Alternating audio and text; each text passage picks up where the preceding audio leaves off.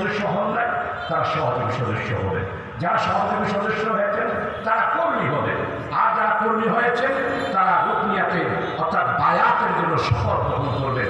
এই আমার গণসংযোগ 25 তারিখ পর্যন্ত আছে, আপনাদের কাছে সেই খ্যাতমত আপনাদের কাছে পেশ করছি। আজকে যারা এখানে অমুসলিম ভাইরা এসেছেন, আপনাদের ধর্মের নিয়ম অনুসারে আমি আপনাদের সবার কাছে ধর্মীয় রীতি অনুসারে আমি আপনাদেরকে সম্মান জানাচ্ছি। ধর্মের নিয়ম অনুসারে আপনাদের নিয়ম যেটা আছে সেটা অনুসারে আপনাদেরকে প্রীতি শুভেচ্ছা জানাচ্ছি। আমাদের সংগঠন শুধু মুসলমানের সংগঠন নয়, আমাদের এখানে অমুসলিম রয়েছে। আমি কালকে বাংলা বলে রাত মাঠে আমি বক্তব্য রেখেছি, আপনারা হয়তো সেই বক্তব্যগুলো আপনারা অনেকেই ভাইরালের মধ্যে শুনতে পেয়েছেন ফেসবুকের মধ্যে।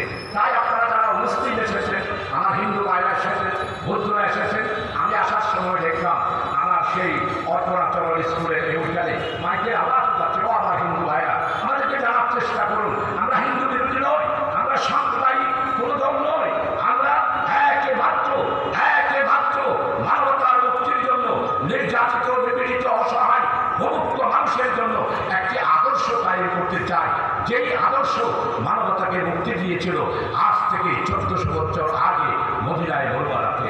আপনারা ইসলাম নাই মানুষের কাছে যে ব্যাখ্যা দিয়েছেন, এটি ইসলামের ব্যাখ্যা নয়। ইসলামের ব্যাখ্যা হলো অন্ন, বস্ত্র, বাসস্থান, শিক্ষা, চিকিৎসা, মানবতার মুক্তি এবং সব ব্যাপারে আল্লাহ তাআলার পক্ষ থেকে যেটা ফায়সালা এসেছে সেটাই হচ্ছে ইসলামী জীবন ব্যবস্থা।